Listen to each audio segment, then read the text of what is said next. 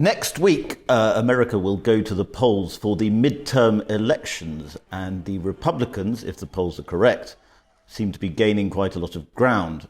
I'm joined now by Bridget Phetasy, who is a columnist for Spectator World and a brilliant podcaster and YouTuber and all such stuff. Bridget, you think there's going to be a red wave for the Republicans, do you not? I think so. I think it seems that way. That definitely seems to be the temperature. It's, I think it's hard with polls because who will pick up the phone to be polled and who will actually take a poll and who's lying. But the temperature seems to be people are mad. They see it as kind of a retribution for the pandemic policies or mandates in many cases. And this is their way to extract that vengeance. You think the pandemic is as big a factor as the economy?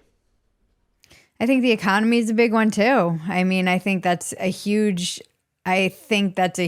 piece, is that people are worried about the economy. Things haven't been great. The shelves have been barren. That gas has been really high.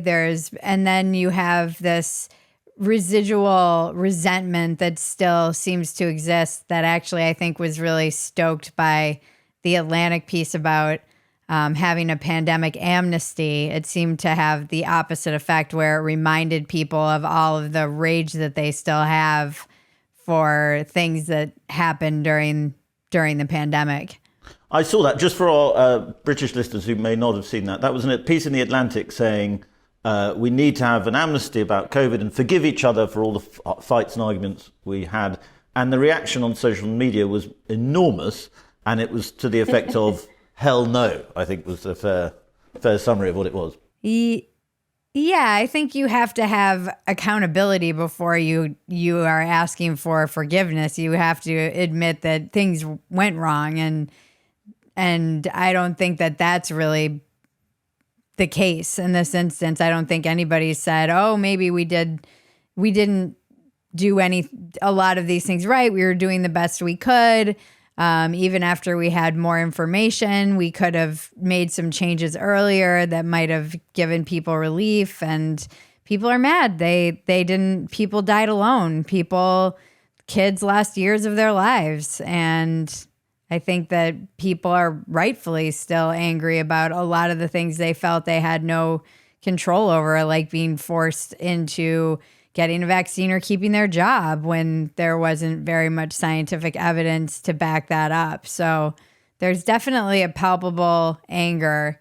And in blue states in particular, I'm in California, it seems like the moms are mad. Well, I saw a piece today suggesting that suburban mothers are breaking towards Republicans quite heavily in the days leading up to. What do you think that is? And is our actual sort of natural Democrats seem to be embracing the idea of voting Republican? Is that not going on? There does seem to be that for the first time. I mean, I know they want to try and downplay crime, that they being the media or people saying, "Oh, this is just people being hysterical." But I have eyes. People know what they see with their own eyes. And I live in a blue city that has progressively become more dangerous. There's more mental illness on every single corner. There's more encampments everywhere I turn. That's not something I'm just imagining. That's something I'm seeing in real time. And I don't think I'm alone. And I think that in blue states in particular, the kids were locked down and out of school for some of the longest periods of time. Now we're seeing the learning delays, a lot of the social delays.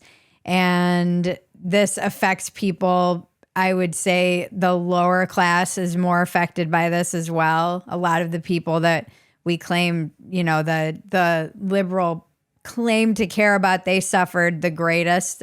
People are poorer. People are not as healthy. They're sicker. And so I don't think it's weird that people are looking around and saying, I don't know what to do, but I know whatever I've been doing is not working. So just voting for the opposite party seems like the move. We should clarify that you yourself, you're not partisan, you are politically homeless, as you called yourself in a brilliant Spectator article. I mean, do you think a lot of Americans are like you? They are without a political tribe, but they're extremely fed up, frustrated, and actually just sort of weirded out by the parties that represent them. I do. I think it's tough. You want to. There doesn't seem to be a principled party, although they might both claim to have the kind of moral high ground. And I think that being kind of in the wasteland of the center, as I call it, I definitely am taking things more like piecemeal. It's more instance by instance, and I would say that in California, it's just a one-party state. So I'll vote just red just for some kind of balance, for any kind of balance. There's no balance in California at all. So I'm in a different circumstance, and for instance, somewhere in a purple state where my vote might actually matter. In California, it doesn't really matter, but I do think we're seeing such close races in places where it shouldn't be close. Like in New York City and Oregon, they might have a governor for the first time in 40 years who's Republican. Oregon. Anyone who knows anything about Oregon, this is like the most blue hippie state, but you've seen the videos of what's gone on in Portland over the years, and people, when people are worried about their safety, I think historically they just vote red. I'm not a policy expert or political expert, but I believe that's usually the trend. A lot of Democrats were quite excited over the summer because they thought they were getting a lot of momentum after the Supreme Court overturned Roe v. Wade. Do you think they exaggerated how much that meant to the American public, or did that energy fade, or is it now fading? Yeah, that was interesting. I think they did get some momentum, but I feel like when they poll people, it's like 7th on the list of things that they are concerned about. I don't actually think it's very high on the list when you're faced with inflation. And again, this is a thing that people want to downplay, but when you're somebody who counts, pennies and is working within a budget, you know that your money isn't going as far. You know that grocery bill that you get every single week it's costing you more money. You know that the gas for the commute you do is costing you more. This isn't something you're just imagining. And it's even more offensive when people are telling you, you're just being crazy. Inflation isn't really that bad, and the prices aren't going up, and your dollar isn't worth as much, and everything is going up. So people are really feeling that. And I'm sorry, but crime and what things are costing, these are, they affect people very personally, instantly and personally. It's not like that thing, this theory over there. One thing that strikes me looking at it as a foreigner, looking at these elections, is how odd some of the Senate candidates are. You have John Fetterman, who had a stroke, and obviously that's very horrible for him, but it's just quite odd to watch him carry on, even though he clearly can't talk properly, campaigning, and sort of nobody really admitting within his camp that things aren't right. Then you have Herschel Walker, who's a sort of extraordinary character, very charismatic, but with an extremely colourful past. You have Carrie Lake running for governor as well, who's quite a telegenic and loud character. What's going on? It feels like wacky races to me. Yeah, they are wacky, and I don't think that people are very happy about the options. The average person doesn't seem too excited. It's hard because you feel, I feel like this is the best we can do. There's hundreds of millions of people in this country. And these are the people that we're putting up to lead. And unfortunately, I don't think that the kind of people who want to get into politics are the people who should be getting into politics, and the people who should be have no interest in getting into politics.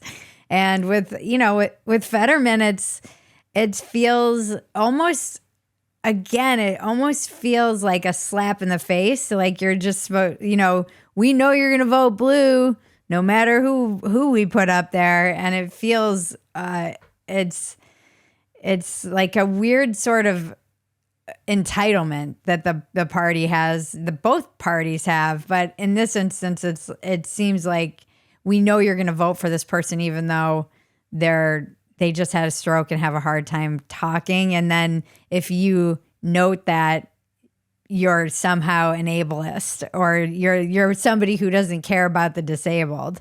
It also feels like politics, people have said they're fed up with politics as usual, and so the American political system has given people just very abnormal politicians, and that's not necessarily what people wanted, is it? No and yes. I mean, I guess we get the leaders we deserve. Isn't that the expression? I know that people wanted the change, the wrecking ball that was Trump. People liked that. He came in and he exposed a lot of, everything on all sides for everything that it is. And now with Biden, I don't know if it was like this sense of returning back to some normal, but it hasn't been normal at all. It's been strange and unsettling in a different kind of way. And then you have, like you said, Herschel Walker and all these people that it feels like people are having to put aside their principles because the culture war is so much more important than whatever your principles might be. So, okay, even if you're pro-life and you find out that he paid for an abortion, Herschel Walker, you're still going to vote for that person because having control of the Senate is more important than whatever your personal principles might be in regards to that person who's running. And when you're doing that, it's like, of course you're going to get candidates who are weird if people are just saying, my own principles be damned. It's all about power. And in some respects, it is.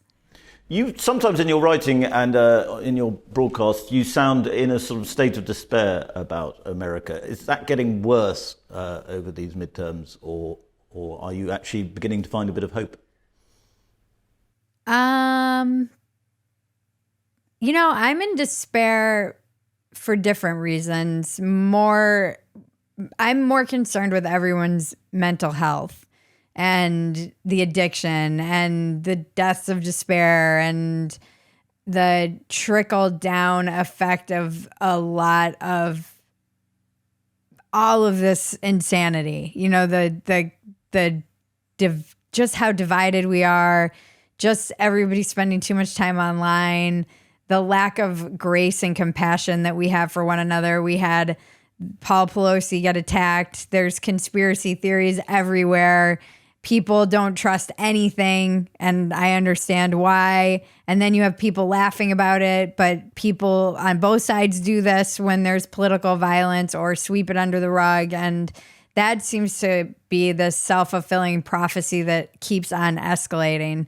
And I'm not sure where the bottom is to that. It feels like, even in California, it feels like California needs to hit rock bottom before it can kind of start recovering. But America feels that way too, although parts of it seem like they're more behind other places where it feels just a bit out of control. Well, there are still great Americans like you, Bridget. So thank you very much for coming on to Spectator. Thank you.